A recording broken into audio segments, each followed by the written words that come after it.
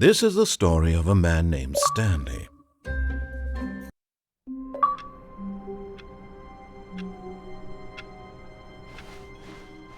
All of his co-workers were gone. What could it mean? Stanley decided to go to the meeting room. Perhaps he had simply missed a memo. No matter how hard Stanley looked, he couldn't find a trace of his co-workers. At first, Stanley assumed he'd broken the map, until he heard this narration and realized it was part of the game's design all along. He then praised the game for its insightful and witty commentary into the nature of video game structure and its examination of structural narrative tropes. So, now that you're here, what do you think? Isn't this a fun and unique place to be? Why don't we take a minute just to drink it all in? Okay, I'm over it now. What do you think? Are you sick of this gag yet? Then in that case we'll continue. But now, here comes the real question. What do you think would have happened if you had told me that you wanted this to stop? Do you think it would have been particularly different? Would I have taken the same idea but rephrased it superficially to fit that answer? Perhaps you never would even have thought of it if I hadn't brought up the issue in the first place. Oh, now think about it. Will it be worth it for you to restart and then come back here just to do the other option? Clearly, this whole gag takes some time. What if the other option is even longer? How long will you spend in total just to have heard all the narration? Oh, and this is rich. Perhaps you've just played the other option, and now you've come to see what happens in this one. So, what do you think? Which choice was the better one? Imagine if you had selected Continue on your first playthrough, how tantalizing it would be not knowing what happens when you pick the other option. Indeed, you are one of the lucky ones. Though if the other option is really miserable to listen to, then perhaps you're not. In fact, I'm just going to say that no one who's listening to this is lucky. Well now, I've built up the other option so much that I'm going to stop talking and leave you to your decision whether to come back here, continue with the game, or just sit in this spot forever and ever. Cheers.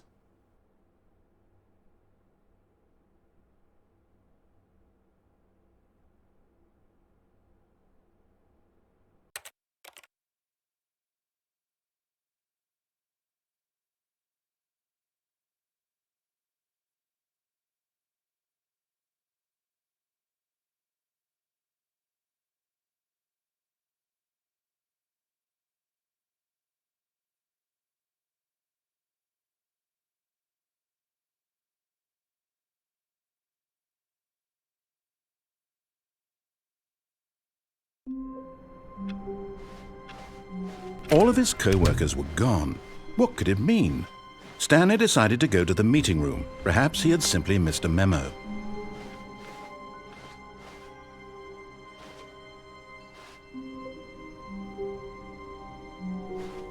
Oh good, you noticed my sign. Yes, I have something very exciting to show you.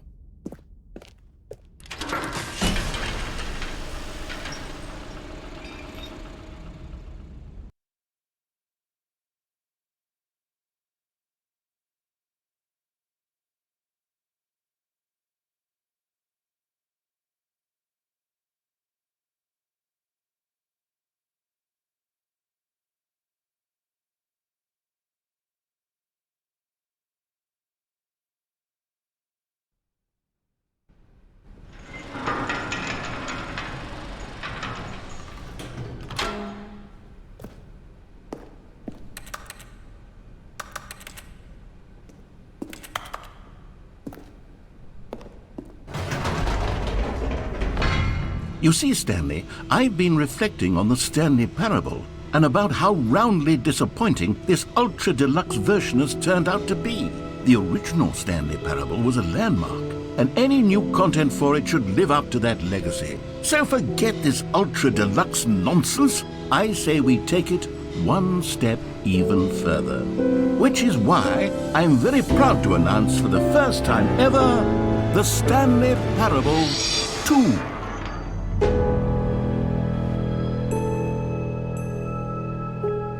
Yes, you see, isn't this far superior to a measly port with a few minor additions? Think of all the new territory we'll cover with a fully fledged sequel, an entirely new experience, built from the ground up.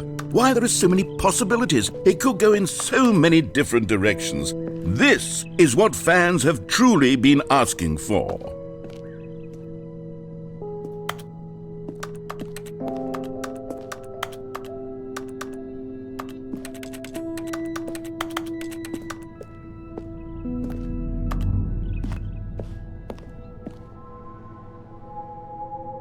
Calling it the Stanley Parable 2 is just so much catchier than Ultra Deluxe, don't you think? Ultra Deluxe? What does it even mean? But the Stanley Parable 2, now that's an artistic statement right there. It's future-oriented. It screams progress and innovation and long-term franchising potential.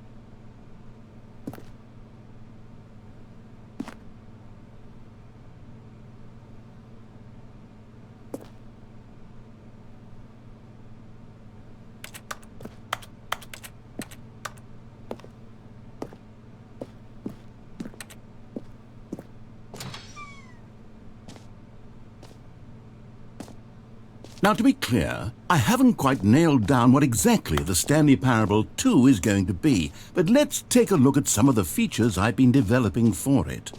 I figure that if I can loosely organize a handful of interesting concepts, that surely the game will sort of naturally spring up around them. It'll all work itself out. Game development is much more of a fuzzy magic than anything scientific or logical, really.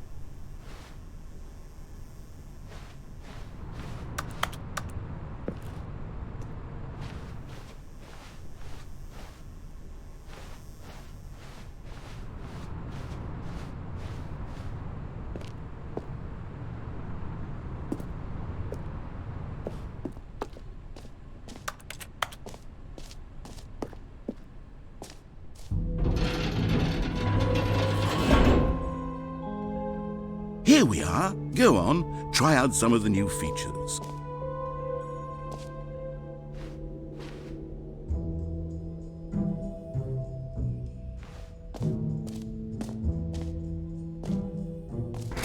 For the Stanley Parable 2, I asked myself, what do players really want? And of course, the first and most obvious answer is that they want to be individually recognized and validated as people. So with that in mind, my first addition to the game is this button which speaks the name of the person playing the game. Isn't that wonderful?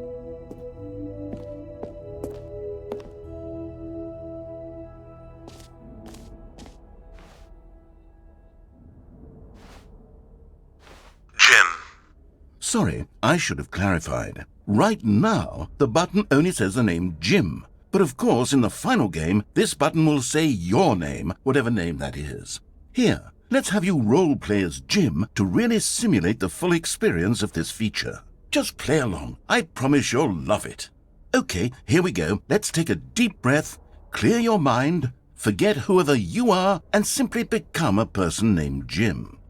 I want you to imagine yourself living as Jim, sleeping and waking as Jim, falling in love and being heartbroken as Jim, seizing all of the world's possibilities as Jim, and as Jim watching your dreams crumble into dust. Do you feel it deeply? Are you really, truly Jim right now? If so, then please step forward and press the button. Jim. Yes! You see? What a thrill! What a rush! That was you! The button described you. Do it again, do it again.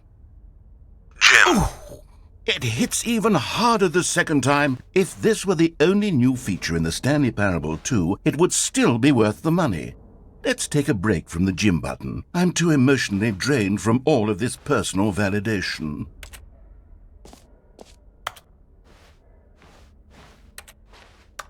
Jim. Whoa there, cowboy. Sometimes a person can be too much Jim.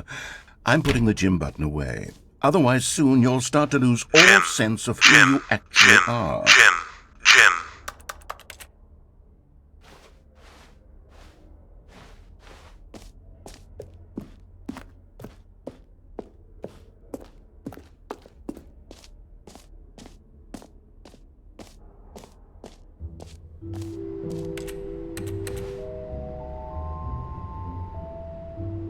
I suppose I could allow only people named Jim to play the Stanley Parable 2. That would actually save me the work of finishing this feature. An epilogue would be fun, wouldn't it, Stanley? Yes, it would go at the end of the, well, we'll figure that out later.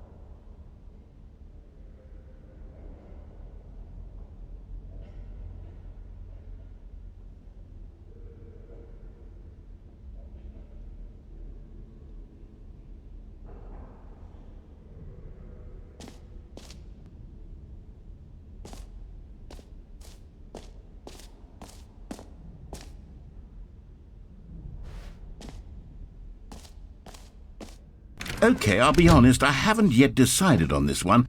I think that in the new version, the office could use a bit of decoration, like balloons. But I'm undecided on Get Well Someday and Happy 12th Birthday. Which would you go with?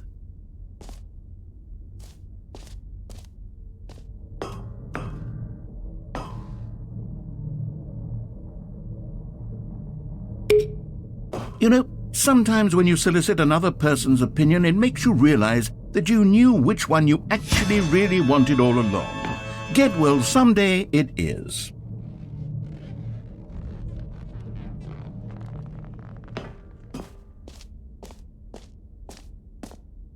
Or actually, maybe I should have gone with... No, I've made my decision. We're moving on.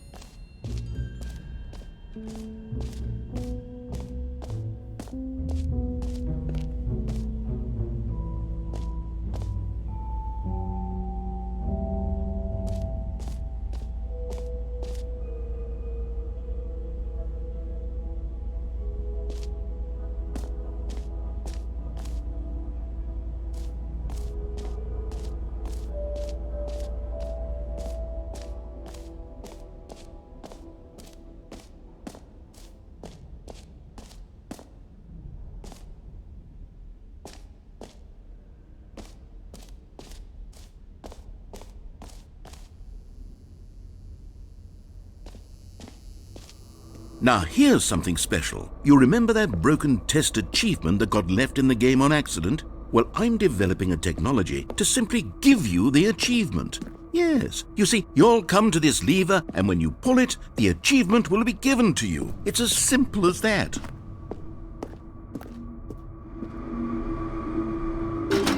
Okay, perhaps I should have clarified. This is technology that will exist. Right now, the achievement is still fully broken. I'm not a wizard, Stanley, but I guarantee it will be fixed in the sequel to at last satisfy the hordes of ravenous fans all over the world who have been uproariously demanding this feature. Gamers, we hear you, and I promise it will happen.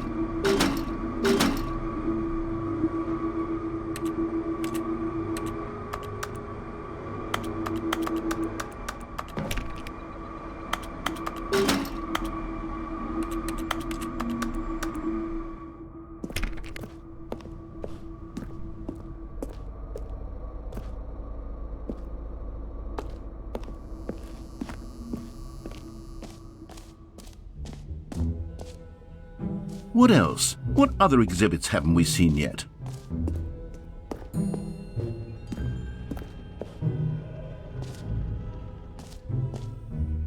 Ah, collectibles. Now it's a real video game. In the Stanley Parable 2, you'll run around gathering up these miniature Stanley figurines. And what's truly innovative is that there will be no reward for collecting all of them. I don't want to stifle the intrinsic joy of watching a number go up. You simply collect all of them, and then you move the hell on with your unremarkable life.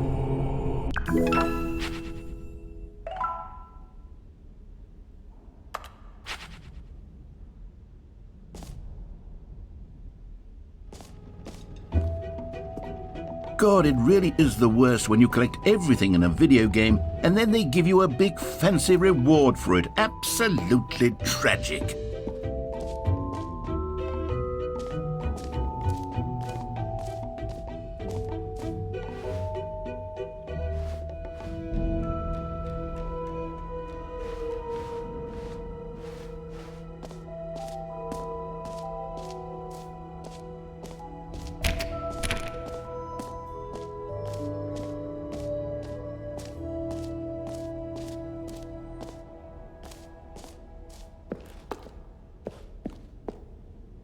A common complaint of the Stanley Parable was that it was confusing and paradoxical, that it engendered a chaotic sense of reckless despair in those who played it. Well, I'm happy to say that after much consideration, I've engineered a clever solution to this fundamental problem with the game.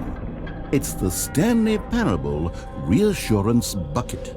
You see, Stanley, anytime you're holding the bucket, a sense of calm and ease will fill your mind and your heart. It's true. As long as you hold on to the bucket, the many disorienting contradictions of the Stanley Parable will feel perfectly normal and perhaps even comforting. You may even come to long for the gentle embrace of jarring cognitive dissonance while the bucket is in your arms. And to be honest, it's a much more convenient solution for me than actually redesigning the game to be less uncomfortable. Can you imagine what a pain in the ass that would be? Yes, the bucket is the perfect solution. Come on, give it a try.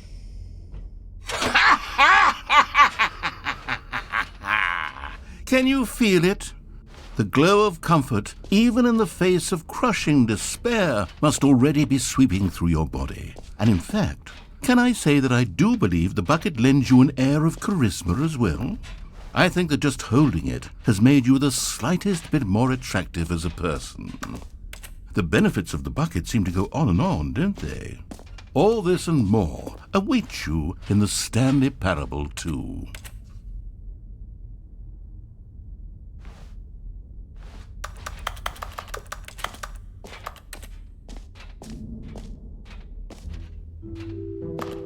Does anyone give out awards for most enjoyable bucket in a video game?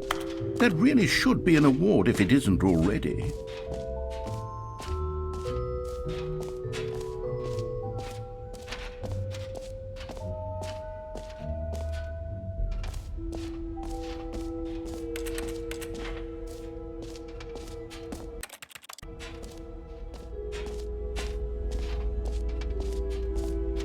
Stanley, here's an idea that I'm truly fond of. It's never been done before in a video game. This is in fact a hole that you can fall down forever. That's right, infinite falling. You can fall until the end of time if you like. A stunning leap forward for video games as a medium.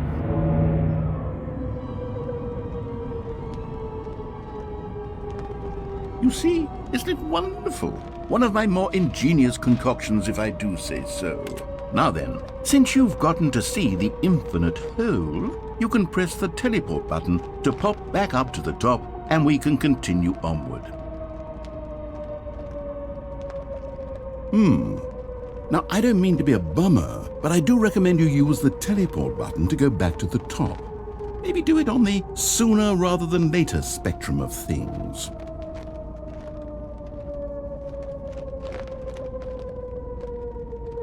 Okay, Stanley, I don't know quite how to say this tactfully, but it's possible that I slightly exaggerated the infinite nature of the hole. Is it a very, very deep hole? To be certain it is. It's an extremely deep hole. I don't want anyone to say that it isn't an astonishingly deep hole. It is. Is it infinite? Well, that sort of depends on your definition of infinity. From one perspective, the infinite is merely philosophical in nature. It's more of a... Okay, well, good for you. You found the bottom of the hole. You found me out, Stanley. I'm a liar and a cheat, and you're so clever. Look, I think the issue here is just that you're unusually fascinated by falling. What normal person actually wants to fall infinitely? I figured the hole was as deep as anyone would actually need. Don't you put this on me. Maybe you're the problem. Look, things got a little heated there. I think we both said some things we didn't mean. Why don't we just put all this behind us and agree to just call the hole mostly infinite? If that works for you, then go ahead and press the teleport button to warp up to the top of the hole and we can move on. I'll just be up here when you're ready.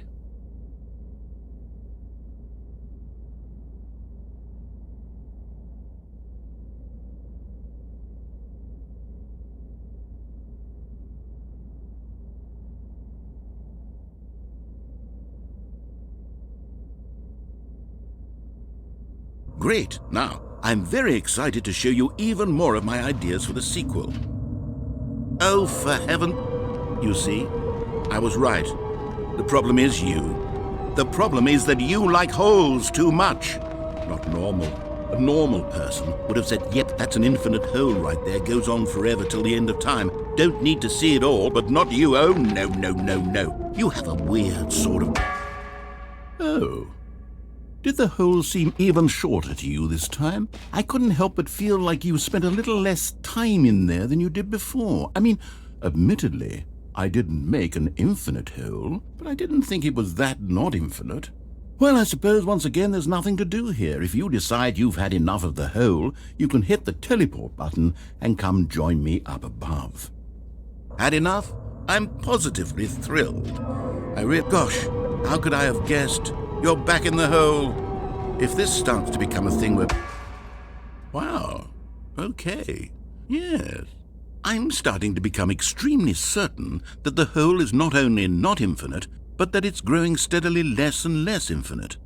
I suspect that I'm starting to hit the point where it's no longer feasible to call the hole infinitely deep, even by the lax overall standards for accountability in marketing. What's going on here? Stanley, I have no explanation for the uncertain nature of the hole's length. Here, let's try something. Let's pop back up to the top, and we'll see if it gets any shorter. Well, there it is. The shame of my lie has come to... How is this still appealing to you?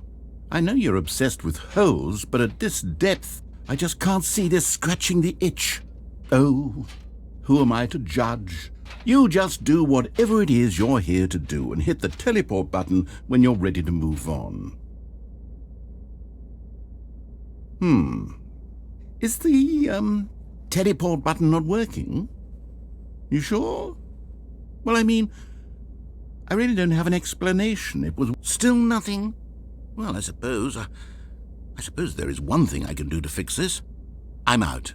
Goodbye, Stanley. You couldn't bear to be away from the hole, and now you'll get more time with it than you could ever have asked for. It's a win for everyone. You get to be with the hole, I get to do literally anything else.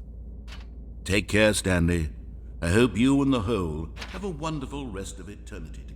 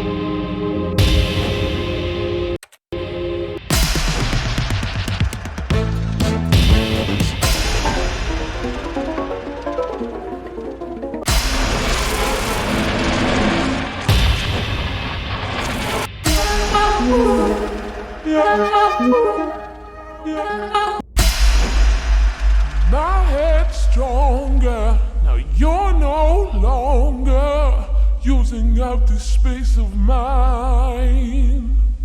My head's stronger, now you're no longer using up this space of mine. My head's stronger, now you're no longer using up this space of mine. My head's stronger, you're no longer using up the space of mine. My head's stronger, now you're no longer using up the space of mine. My head's stronger, now you're no longer using up the space of mine. My head's stronger. Stanley? You're Stanley! Stanley! Oh, good, you're awake. It seems you had sort of dozed off there, drifting away into dreamland. But we can't have that, Stanley, because this hole is just so darn fascinating that I want you to be wide awake for every second of it. You don't want to miss a single moment. So how about if I just pop in from time to time and wake you up to keep you really, truly focused on the hole? From the looks of things, you and I will have many, many years here in this hole, and I'm looking forward to all of them. Stay alert, Stanley. I'll be back. Toodlepip.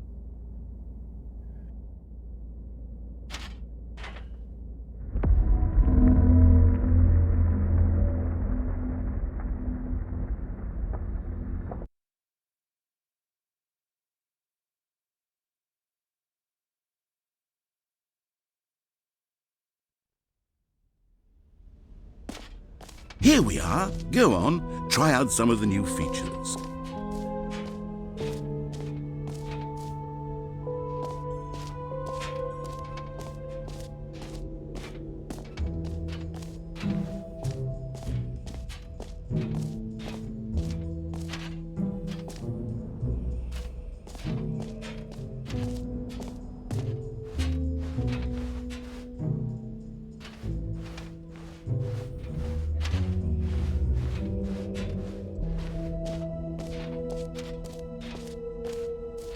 You know what? Let's bring the jump circle back for Stanley Parable 2 as well. Oh, wait. You already spent all your jumps the first time we saw the jump circle? Oh well. I suppose it can just be a nice decorative piece then.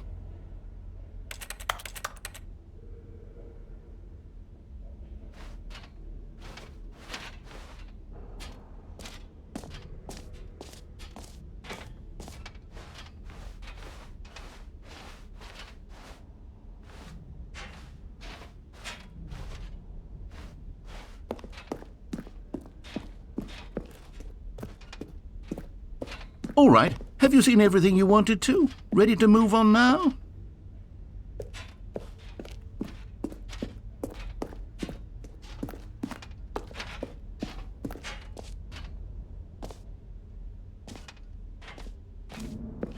So, Stanley, what do you think? Do you like all of the new features? Yes, I know it's not exactly clear yet how exactly these features will come together as one single coherent video game, but I can feel it in my soul. It's going to work. There's definitely a good game in there somewhere. Say, let's do an experiment. I'll arrange these new features together and we'll see whether or not it coheres into a meaningful gameplay experience. Okay, are you ready? Here it is. I give you the Stanley Parable 2.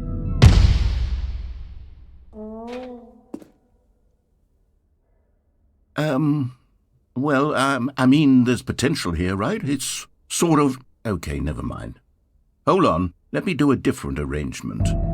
Okay, yes, this is much better. I feel good about this. Here we go. Version 2. Who am I kidding, Stanley? This isn't a coherent video game at all. It's a lot of gags. And I do very much enjoy creating gags, but they don't add up to anything. I wanted more than anything to create a sequel that would capture all the magic of the first game. I wanted fans to love it. No matter how good these gags are, they won't stand on their own. They would need the structure and the gameplay of the original. Wait, maybe that's it. I can take the original Stanley Parable and simply, insert a few of my new features into it. Tastefully, of course. With respect. With care for the vision and integrity of the original game. Would it possibly work? I suppose it could. But it would need a really, really tremendous title screen. A title screen that says with bold and uncompromising conviction, "This is the Stanley Parable 2." Let me see if I can whip something up. All right, perfect. Go ahead. Take a look.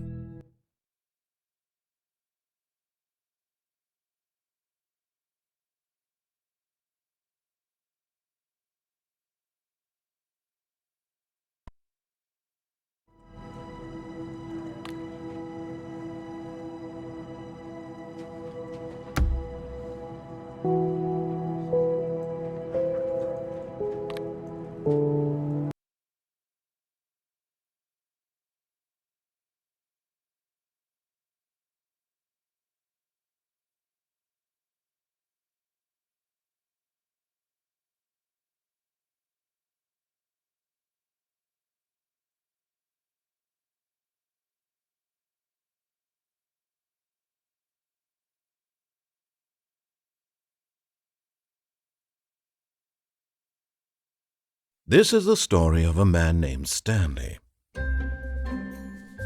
Stanley worked for a company.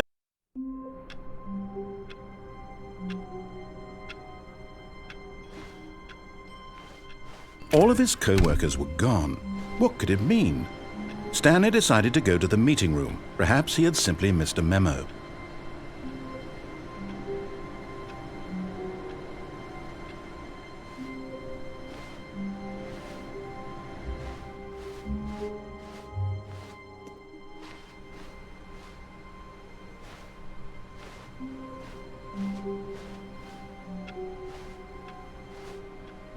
Stanley picked up the bucket.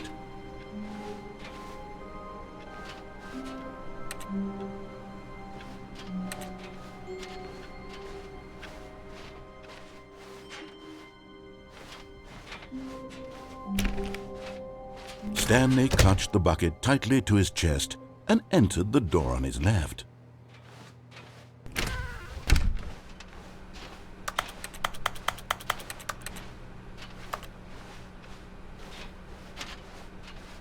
Still no one was here.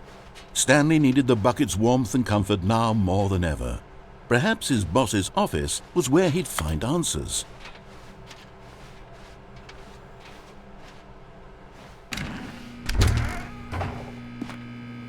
Oh, Stanley, can you feel it? The broom closet. It wants the bucket. You can feel that, can't you? The aura of jealousy? It's as clear as day. This broom closet believes it deserves the bucket. I can really feel it now. It's a bucket. It belongs in a broom closet. That's what the broom closet is trying to say here. It's supposed to go with the other cleaning supplies. Good for you, Stanley. Don't give in. Don't hand over the bucket. I know how hard it must be, given the pressure that the broom closet is putting on your shoulders right now, but you have to be strong.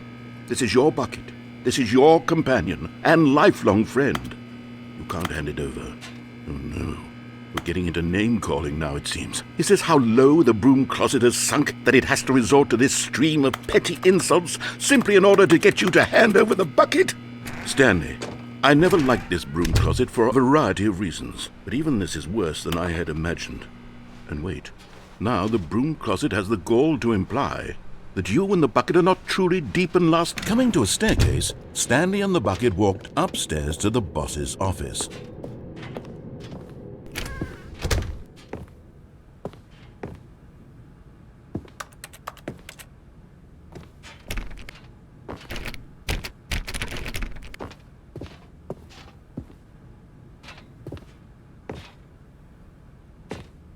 Stepping into his manager's office, Stanley was once again stunned to discover not an indication of any human life. Crushed by the weight of this revelation, Stanley may have broken down into an emotional dumpster fire if not for the soothing presence of the bucket. Even now, in his darkest of hours, did the bucket's warmth and guiding light pierce the dark clouds of confusion. But Stanley guessed the correct code by sheer luck. Was it that the bucket knew all along? Was the bucket guiding him? Yes, this is certainly the most logical explanation.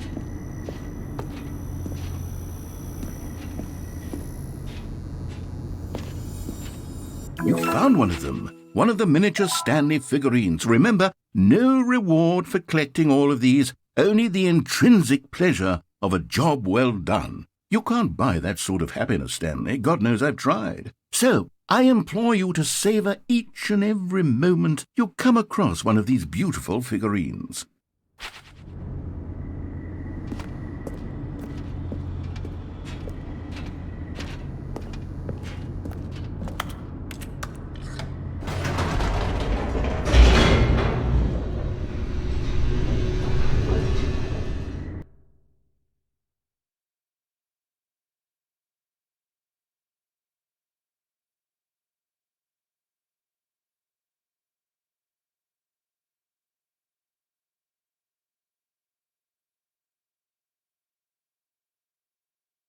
The elevator raced downward, plummeting towards an unknown fate.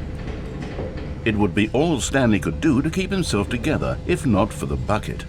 Soothing him, comforting him, reassuring that in this darkest moment of uncertainty, he would be all right. The bucket is here for you, Stanley. Everything will be fine.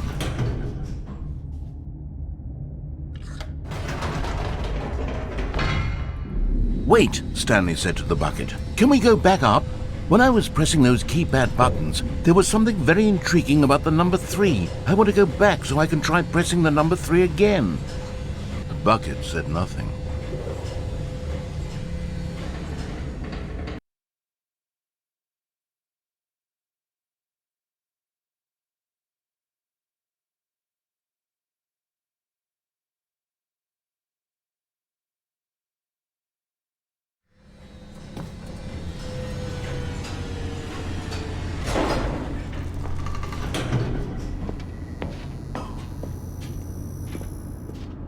"Here we are," said Stanley. "Now I'm going to try out that number 3 button." He took the bucket over to the keypad and began absolutely slamming on the number 3 over and over and over. "Wow," he said, "the number 3 is such a special button. I'm having the time of my life." Stanley looked expectantly at the bucket, but the bucket remained silent. This was a shock to Stanley, who had always felt such a connection with the bucket. How was this not as exciting to the bucket as it was to him? Once Stanley had had enough of the number 3, he got back in the elevator.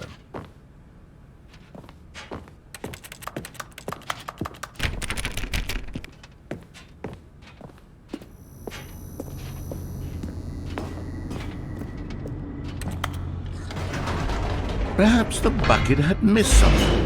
Perhaps it had not seen how much joy Stanley got from slamming the number 3 repeatedly.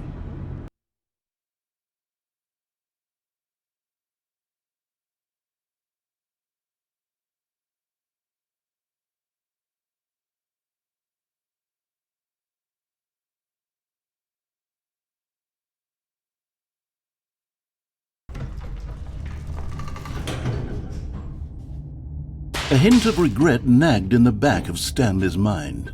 Should he demonstrate? Stanley and the bucket walked straight ahead through the large door that read, "Mind Control Facility." Although this passageway had the word "escape" written on it, the truth was that at the end of this hall, Stanley and the bucket would both meet a violent death. The door behind them was not shut. Stanley and the bucket still had every opportunity to turn around and get back on track. At this point, Stanley and the bucket were knowingly walking forward into a very painful death for each of them.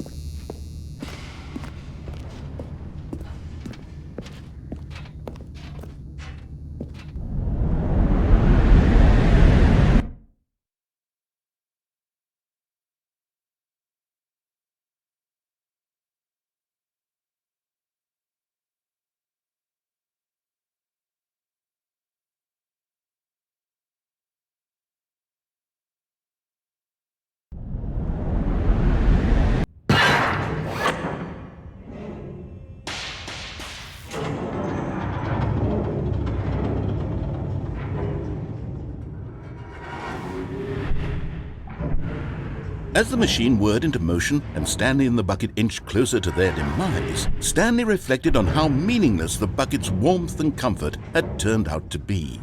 To be sure, it puts the mind and the soul at ease to embrace the bucket, but what use is a sense of ease when you're about to be crushed to death?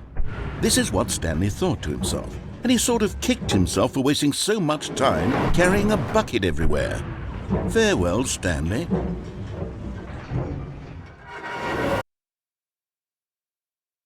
"Farewell, Stanley," cried the narrator, as Stanley and the bucket were led helplessly into the enormous metal jaws. In a single visceral instant, the bucket's life came to an end as it was crushed violently to death.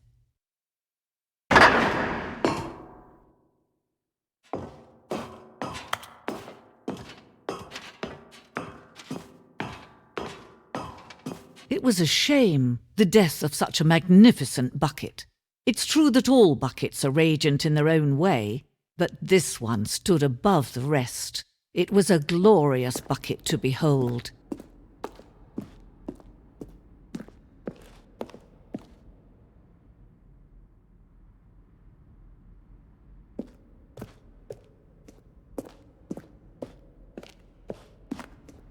Can you see how arrogant it was for Stanley to take a bucket like this and to claim it for his own?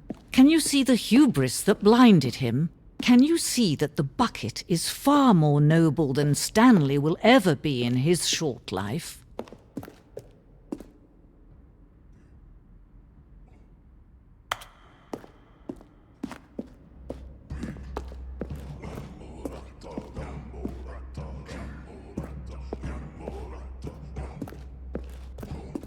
No man can own a bucket, and certainly not a bucket as dazzling to behold as this one.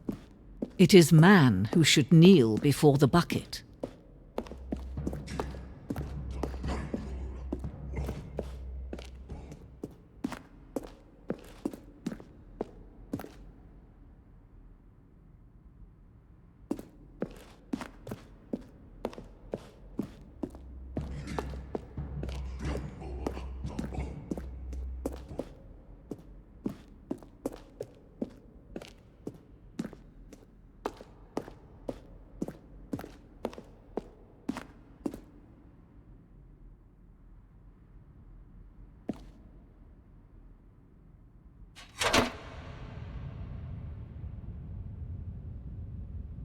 But there is something we can do. Something we can do together, you and I, that will right this terrible wrong. Let Stanley die. Let him be crushed by the machine. Don't reset the game. Don't give him another opportunity to run off with another beautiful bucket. We can save the world's buckets from their treatment as tools and implements if only we let Stanley die together. The bucket shall take its place as ruler, as leader, as commander of a new world, a new vision for...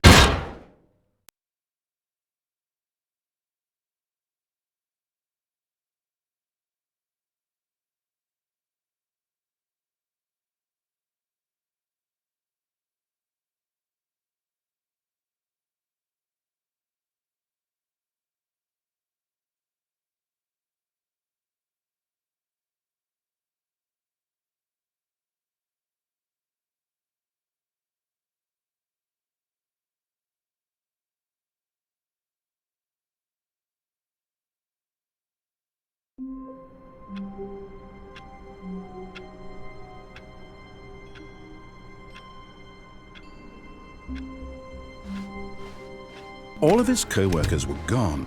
What could it mean? Stanley decided to go to the meeting room. Perhaps he had simply missed a memo.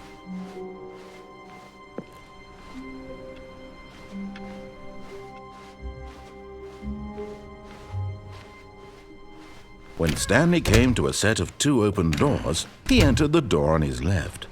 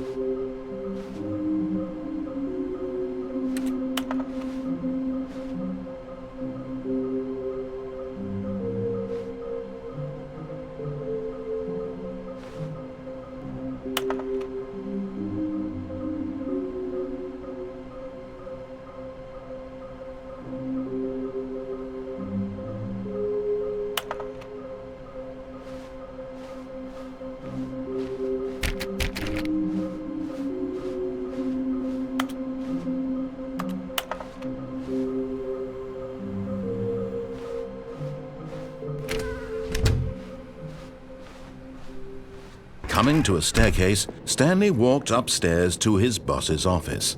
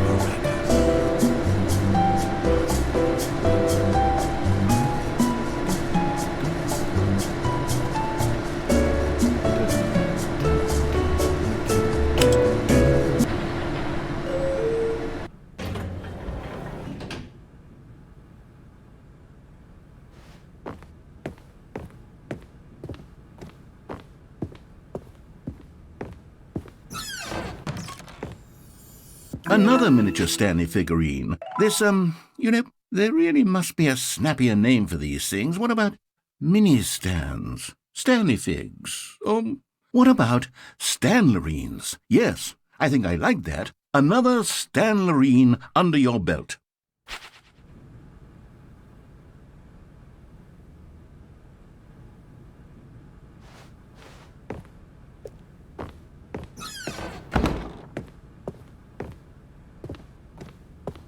Stepping into his manager's office, Stanley was once again stunned to discover not an indication of any human life.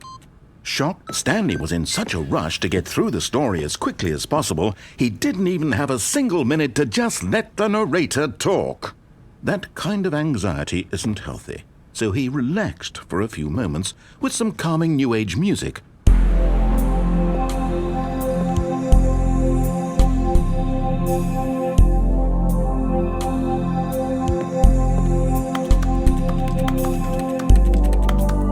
Feeling soothed and rejuvenated, Stanley calmly walked forward into the opened passageway.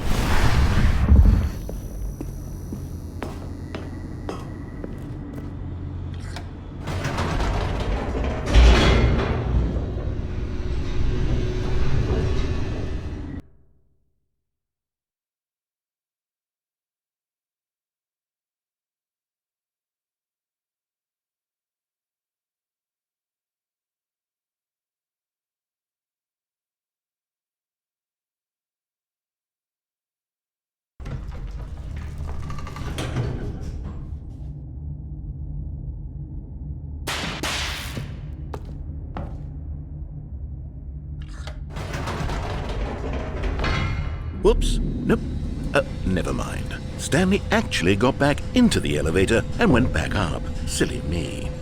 Why did Stanley do that when he knew that it would just lead back to his boss's office? Well, that's a great question. I just can't wait to find out.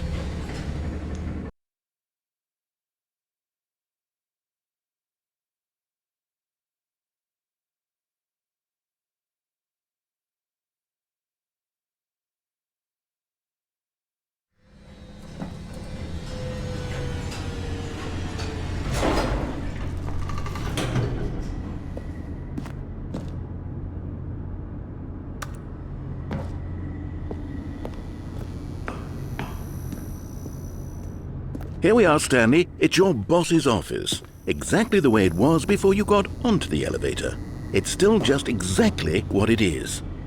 What a decision you've made to come up here and look at the office again. This has fleshed out the plot of the story in new and fascinating ways I could have never anticipated. It's that keen eye for storytelling that you have, an incisive rapid fire of critical plot points, one after the other, weaving a rich tapestry of uncompromising narrative. Wow! I'm bolted to the edge of my seat.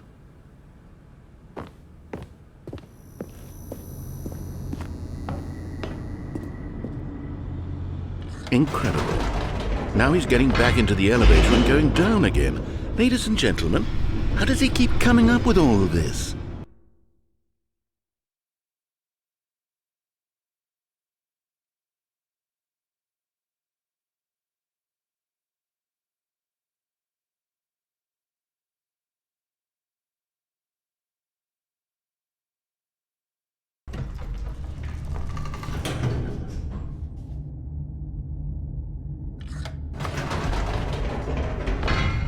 Did you think we were going to go forward down the spooky corridor? No.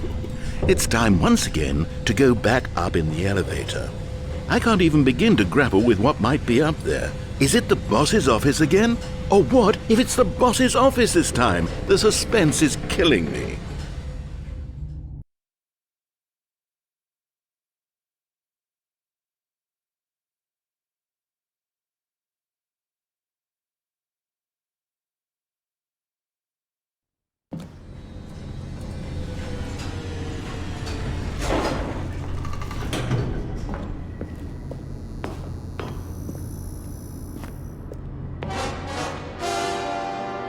Oh my God, it's the boss's office.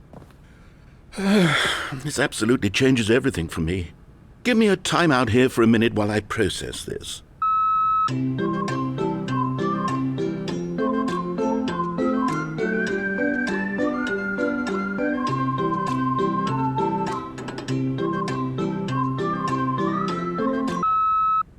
I'm ready.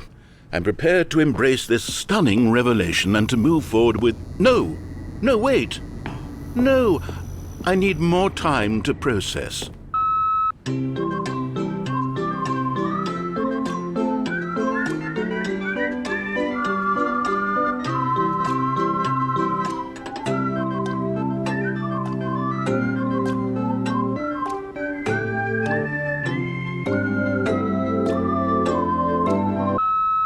All right.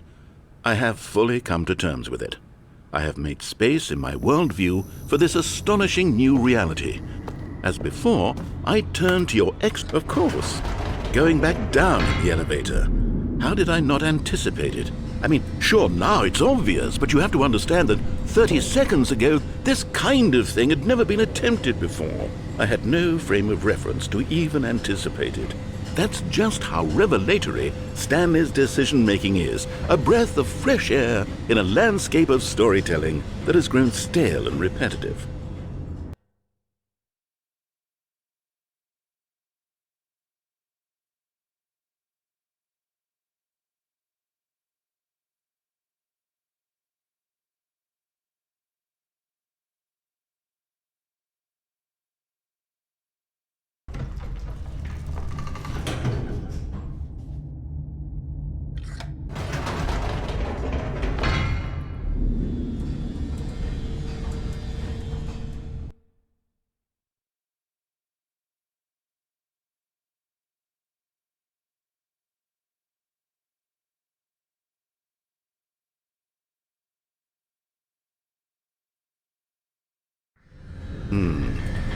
You know what? I've just thought of something. Hold on, let's stop for a moment. Don't you realize? It's the anticipation, Stanley. You and I, we have no way of knowing what will be at the top of this elevator. But the suspense, the agony of waiting and anticipating and having to guess, that's the real thrill. Oh, I simply don't want to let that feeling go. It's so precious, so fleeting. Why don't we take this elevator ride nice and slow? There we go. Isn't this so much more exciting? You know, Stanley, it seems like nowadays the only thing that audiences want is to be shocked as loudly and frequently as possible. They want big, explosive moments flung right in their faces from the very moment that things get started. But where's the tension? Where's the trust in the audience to build a slow and nuanced appreciation for the story, the characters? Why aren't we given time to imagine the surprises, to have to think and to anticipate, and then to marvel at the eventual reveal? This is storytelling, Stanley. What you and I are doing right now. This is the most exciting narrative to be developed in years, and it's really all because of you. You're the one who took this bold step of revisiting the exact same locations over and over. Truly, I mean it. This is unique and different. It's not like anything else out there. You see, I want stories that surprise me, Stanley. I want to have to think. I want to be engaged and not pandered to. We're being fed such unimaginative drivel all the time, and we all know it, which is why we're so starved for content that makes us feel sharp and vital and alive. That's why people like you so much, Stanley, because you're not afraid to spit in the face of tradition. You're a role model, you know? People look up to you. Which is why, I didn't know when to spring this on you, but, well, I've gathered a little press conference for you, so that you can talk about your work and your storytelling and your life. Yes, I know you're not much for the public eye, but I thought it would especially mean a lot to the people who have been following you from the beginning. They really look up to you, Stanley. I don't know if you realize the impact you have on them. This is the kind of gesture that might leave a tremendous impact on them for the better. Oh good, we're here. Okay, the room where we're holding the press conference should be just around the corner here somewhere.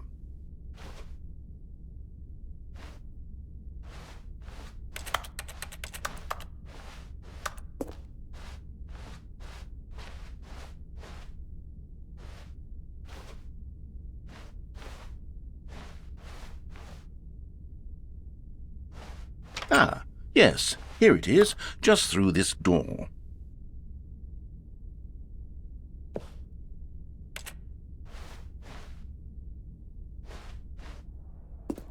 All right, are you ready? I've told them you're going to speak a little bit about the nature of surprise in storytelling and what it means to craft a truly unpredictable narrative. Oh, don't worry, you'll do great. Just be yourself and speak from the heart. I'm really proud of you, Stanley.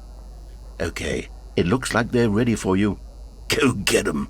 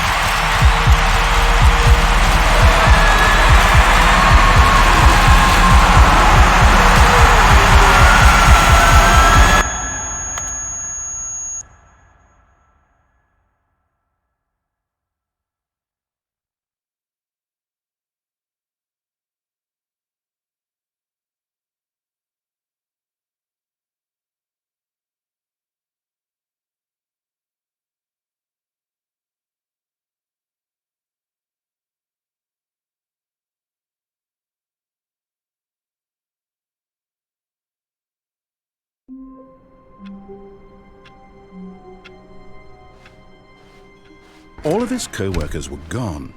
What could it mean? Stanley decided to go to the meeting room. Perhaps he had simply missed a memo.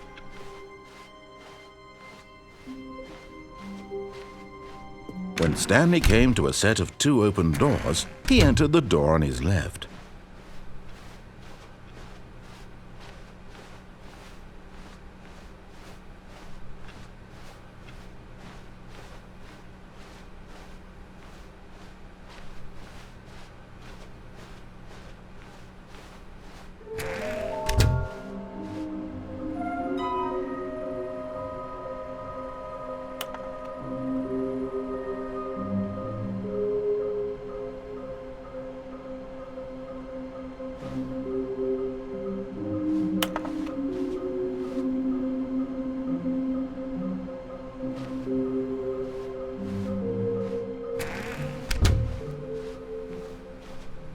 Coming to a staircase, Stanley walked upstairs to his boss's office.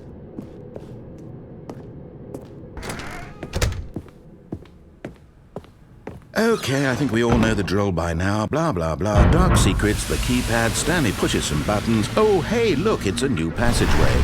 Quelle surprise.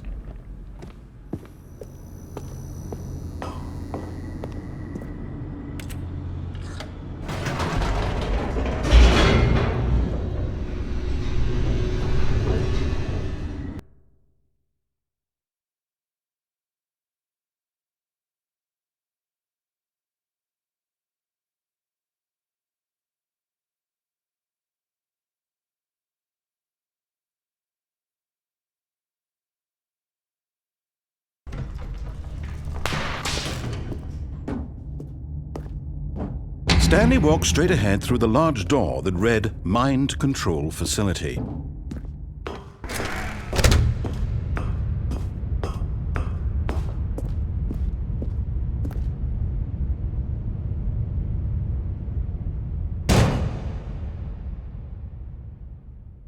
Aha! You've made it to the bottom of the Mind Control Facility. Welcome! You see, back when the Stanley Parable first launched in 2013, getting to the bottom of the Mind Control Facility was a bug that we simply didn't catch during development. And you all sent us lots of photos of it on Twitter and acted very superior about it. And you're all very, very clever. Good for you. Anyway, when it came time to update the game, we knew that we had to do something about this little goof of ours, so here you go. new content. You can call it the bottom of the mind control room ending, if that enhances your perception of the value of these updates. Isn't that what you crave? New content? Always more content, more, more. And I'm here to give it to you. I'm here to make it seem like we really covered every nook and cranny of the game with secrets and Easter eggs. How about this? We wrote a new piece of music just for this section. You won't hear it anywhere else in the game. It's a secret that's just for you. That's how special you are. We call this track, Good Job You've Made It to the Bottom of the Mind Control Facility. Well done.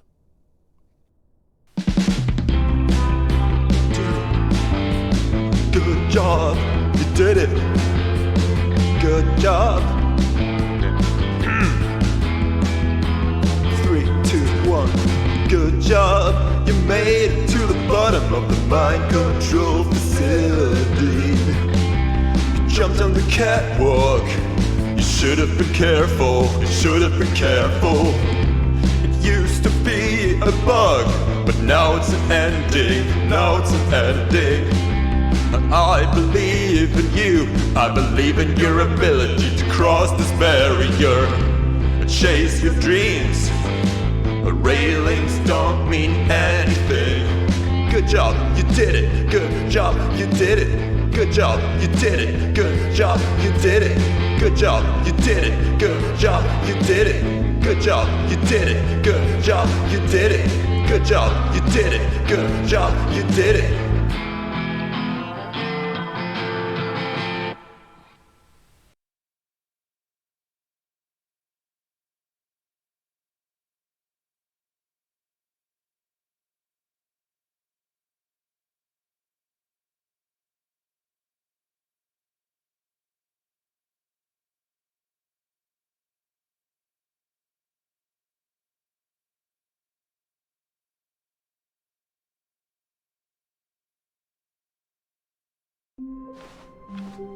All of his co-workers were gone.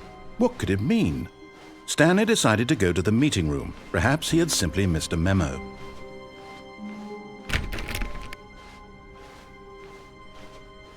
When Stanley came to a set of 2 open doors, he entered the door on his left.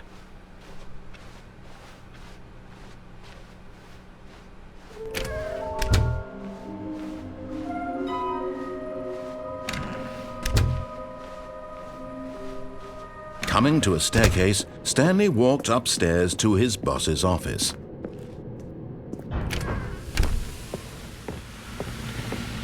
Here's the door, just go.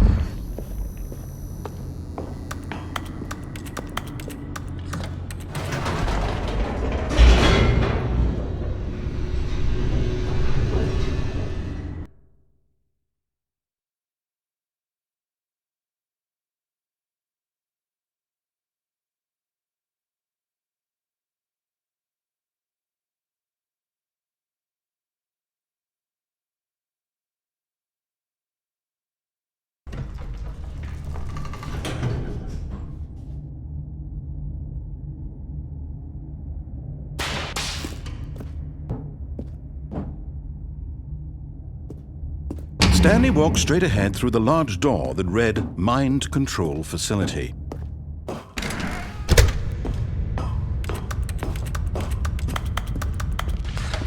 The lights rose on an enormous room packed with television screens. What horrible secret did this place hold? Stanley thought to himself. Did he have the strength to find out?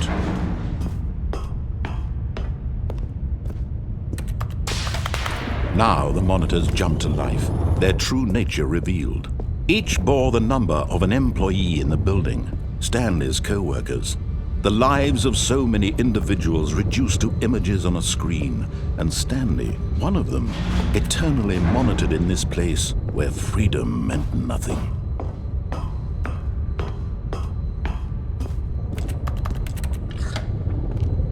This mind control facility, it was too horrible to believe. It couldn't be true.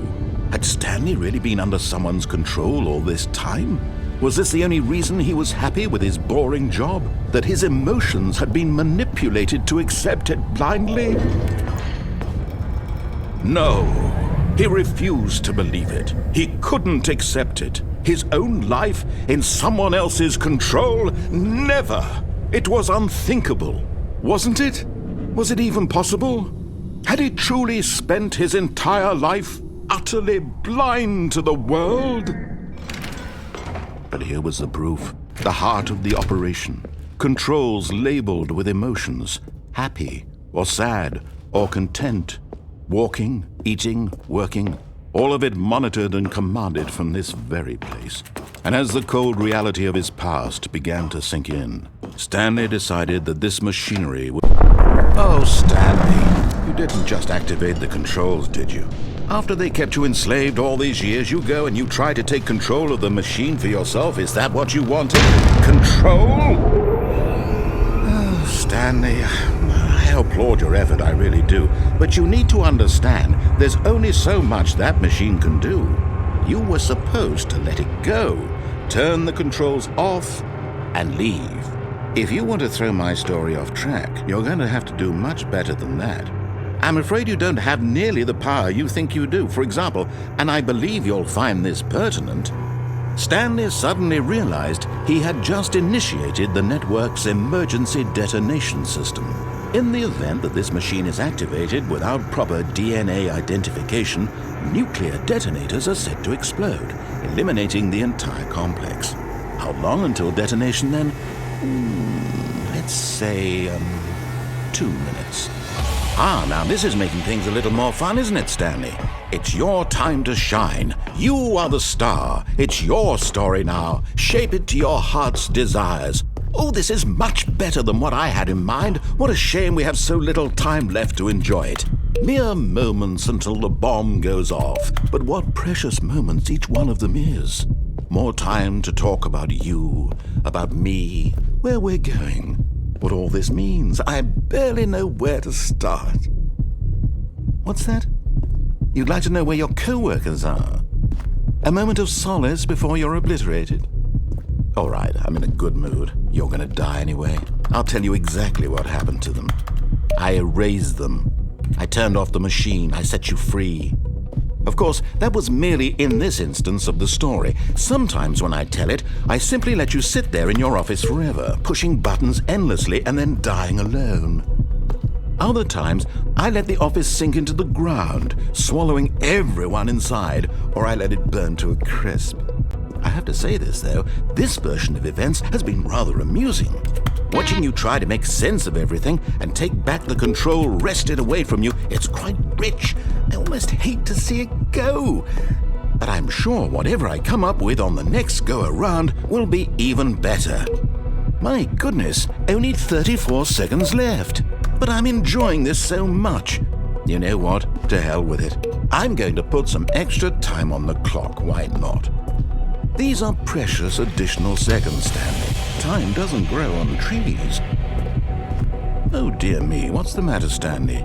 Is it that you have no idea where you're going or what you're supposed to be doing right now? Or did you just assume when you saw that timer that something in this room was capable of turning it off? I mean, look at you. Running from button to button, screen to screen, clicking on every little thing in this room. These numbered buttons, no, these colored ones, or maybe this big red button, or this door. Everything, anything, something here will save me. Why would you think that, Stanley? That this video game can be beaten? Won? Solved? Do you have any idea what your purpose in this place is? Stanley, you're in for quite a disappointment. But here's a spoiler for you. That timer isn't a catalyst to keep the action moving along. It's just seconds ticking away to your death. You're only still playing instead of watching a cutscene because I want to watch you for every moment that you're powerless, to see you made humble. This is not a challenge, it's a tragedy. You wanted to control this world, that's fine. But I'm going to destroy it first, so you can't. Take a look at the clock, Stanley. That's 30 seconds you have left to struggle. 30 seconds until a big boom and then nothing. No ending here, just you being blown to pieces. Will you cling desperately to your frail life, or will you let it go peacefully? Another choice. Make it count. or don't. It's all the same to me, all a part of the joke. And believe me, I will be laughing at every second of your inevitable life from the moment we fade in until the moment I say, happily ever after.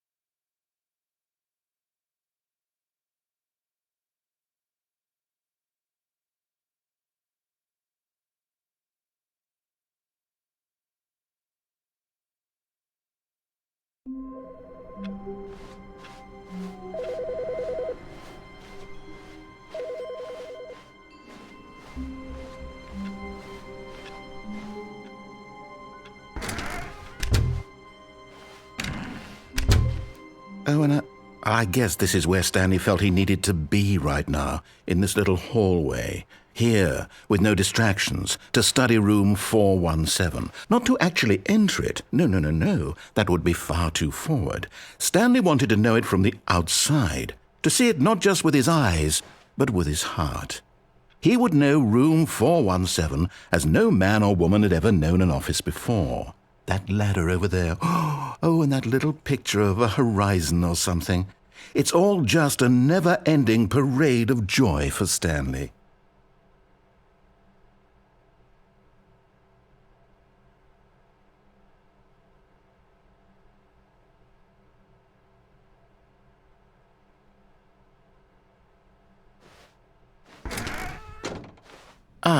No, apparently not. When Stanley came to a set of 2 open, this was not the correct way to the meeting room, and Stanley knew it perfectly well. Perhaps he wanted to stop by the employee lounge first, just to admire it. Yes, truly a room worth admiring. It had really been worth the detour after all, just to spend a few moments here in this immaculate, beautifully constructed room. Stanley simply stood here, drinking it all in.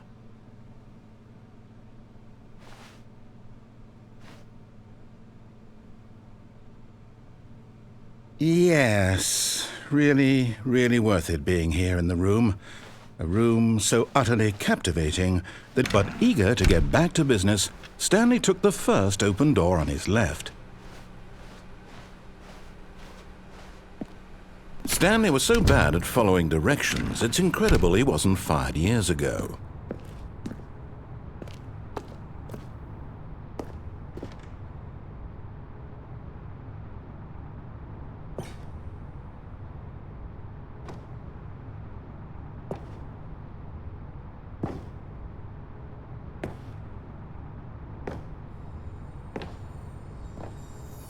Okay, I'm going back to the name of these little Stanley figurines, and now I'm torn between Stanlerines and Figlies. What do you think, Stanley? What name better encapsulates the intrinsic sense of happiness that you get from seeing a small number in the corner of your screen go up by 1? Let me sit on it. I'm sure it will come to me.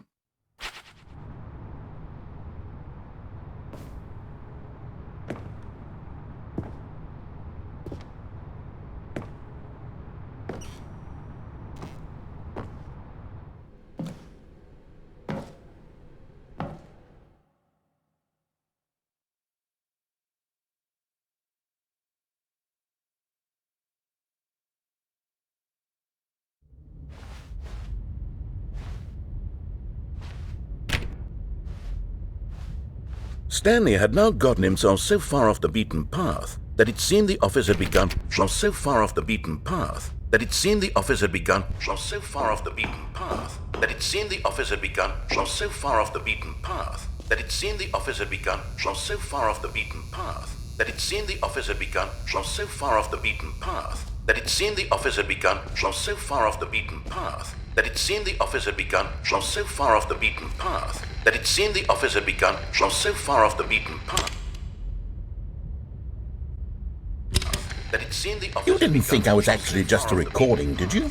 What a silly and trite explanation that would be. All the back and forth between you and me, all the absurd adventures we've been through, and it all turns out I'm just a tape recording? It was all just in Stanley's head. I bet that's the kind of twist you think is revelatory. I bet each and every time you watch a movie where it turns out all to be in the main character's imagination, you must absolutely bolt off the couch in pure shock at the phenomenal and intricate storytelling. It must be so simple to be you. Life being an unending waterfall of surprises and delights. How much more exciting you must find the world than the rest of us do. Now I've become sad. Look what you've done to me. This is all your fault.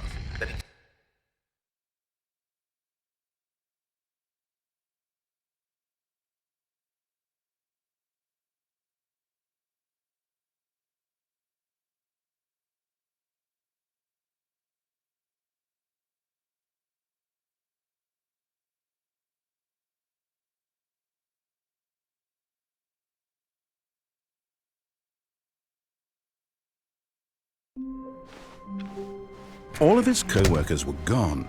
What could it mean? Stanley decided to go to the meeting room. Perhaps he had simply missed a memo.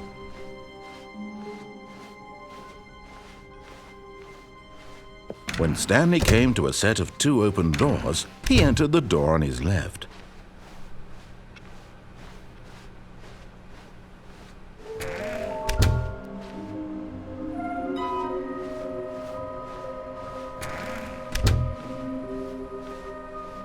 Coming to a staircase, Stanley walked upstairs to his boss's office. You're getting close now, Stanley. You've nearly gotten all of the Figler and Marines. Very soon, you'll collect the last one, and then the first number will equal the second number, and that will be it. We'll be different people by then. Different in the sense that we used to have none of them, and now we have them all. You can't go back to when you had no Figler and Marines. None of us can.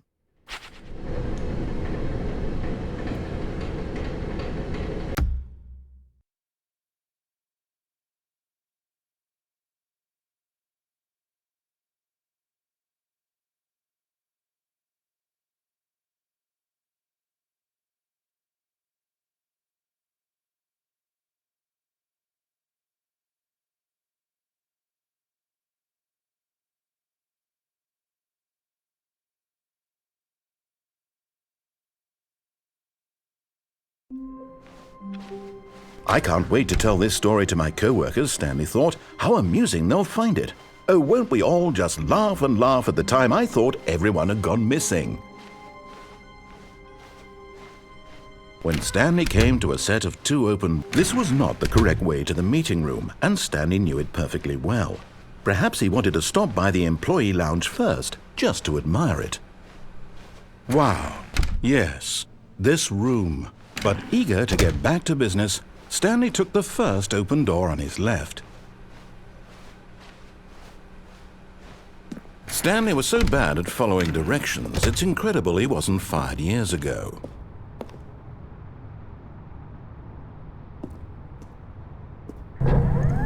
Oh, well, look who's got cold feet. Sorry to break it to you, Stanley, but that lift isn't coming back. You'd best either get comfortable right here on this platform, or test your luck by jumping to the floor below. You know what? Looking at it now, it's not that far to the bottom floor. I bet you can make it.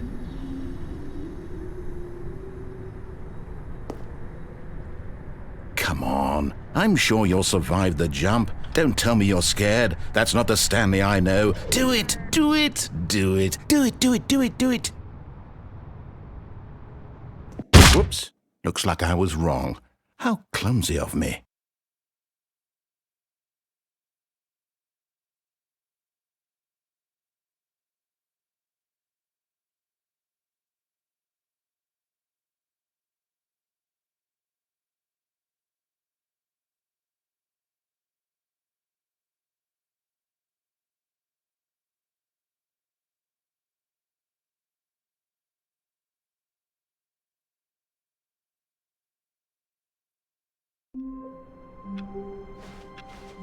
All of his co-workers were gone. What could it mean? Stanley decided to go to the meeting room. Perhaps he had simply missed a memo.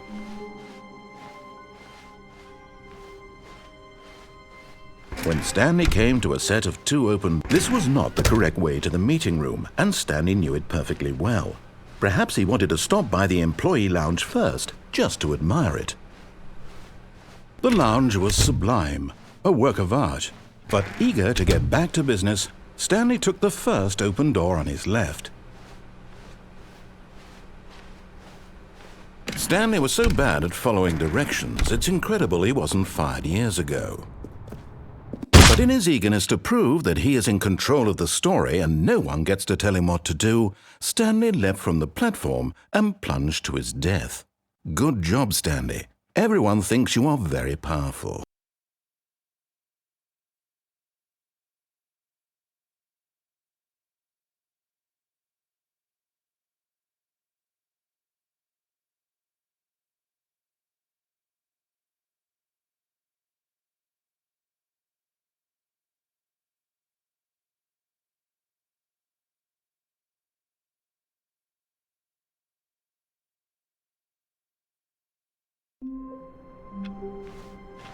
How wonderful! Stanley was alone. Finally! This is great, he thought to himself. This is what I've wanted all along. I got what I wanted. When Stanley came to a set of two open doors, this was not the correct way to the meeting room, and Stanley knew it perfectly well. Perhaps he wanted to stop by the employee lounge first, just to admire it. Standing now in this incredible room, but eager to get back to business, Stanley took the first open door on his left. Stanley was so bad at following directions, it's incredible he wasn't fired years ago. Look, Stanley, I think perhaps we've gotten off on the wrong foot here. I'm not your enemy, really, I'm not. I realize that investing your trust in someone else can be difficult, but the fact is that the story has been about nothing but you all this time. There's someone you've been neglecting, Stanley. Someone you've forgotten about. Please, stop trying to make every decision by yourself. Now, I'm not asking for me. This is it, Stanley. Your chance to redeem yourself. To put your work aside. To let her back into your life. She's been waiting.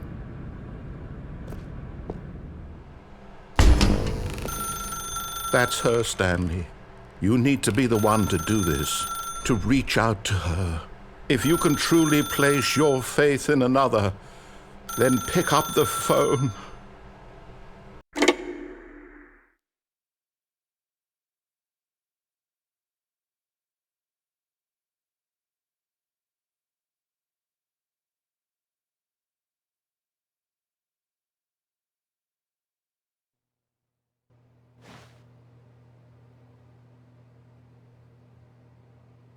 Oh, Stanley, is that you? Hold on, sweetie. Sorry to keep you waiting. I'm just pulling the bread out of the oven. All right. Okay, there we go. All right, now, I want you to come in and tell me all about your day. Gotcha! Oh, come on. Did you actually think you had a loving wife who'd want to commit their life to you? I'm trying to make a point here, Stanley. I'm trying to get you to see something. Come inside. Let me show you what's really going on here. Sorry, but you're in my story now.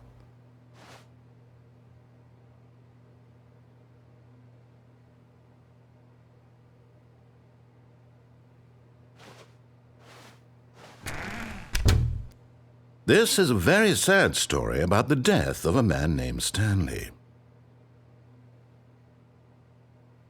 Stanley is quite a boring fellow.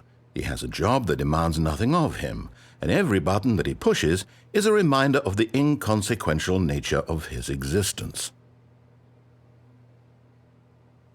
Look at him there, pushing buttons, doing exactly what he's told to do. Now he's pushing a button. Now he's eating lunch. Now he's going home. Now he's coming back to work. One might even feel sorry for him, except that he's chosen this life. But in his mind he can go on fantastic adventures. From behind his desk, Stanley dreamed of wild expeditions into the unknown, fantastic discoveries of new lands. It was wonderful, and each day that he returned to work was a reminder that none of it would ever happen to him. And so he began to fantasize about his own job.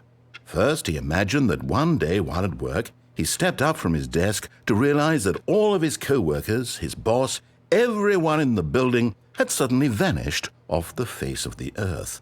The thought excited him terribly. So he went further.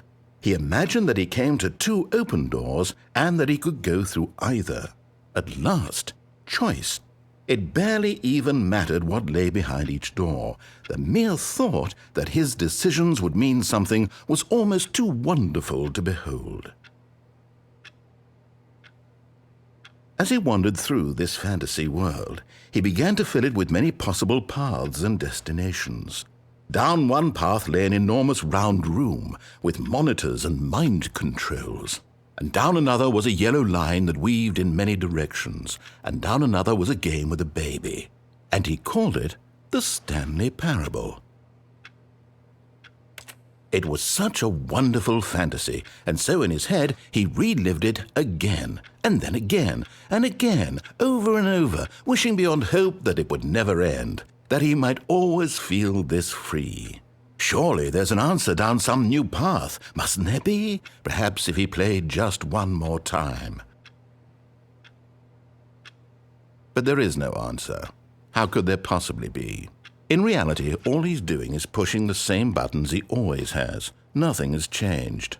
The longer he spends here, the more invested he gets, the more he forgets which life is the real one. And I'm trying to tell him this, that in this world he can never be anything but an observer, that as long as he remains here, he's slowly killing himself. But he won't listen to me. He won't stop. Here, watch this. Stanley, the next time the screen asks you to push a button, do not do it. You see? Can he just not hear me? How can I tell him in a way that he'll understand that every second he remains here, he's electing to kill himself? How can I get him to see what I see? How can I make him look at himself? I suppose I can't, not in the way I want him to. But I don't make the rules. I simply play to my intended purpose, the same as Stanley. We're not so different, I suppose. I'll try once more to convey all this to him. I'm compelled to. I must.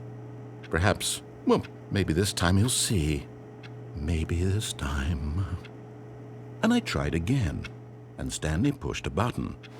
And I tried again, and Stanley pushed a button. And I tried.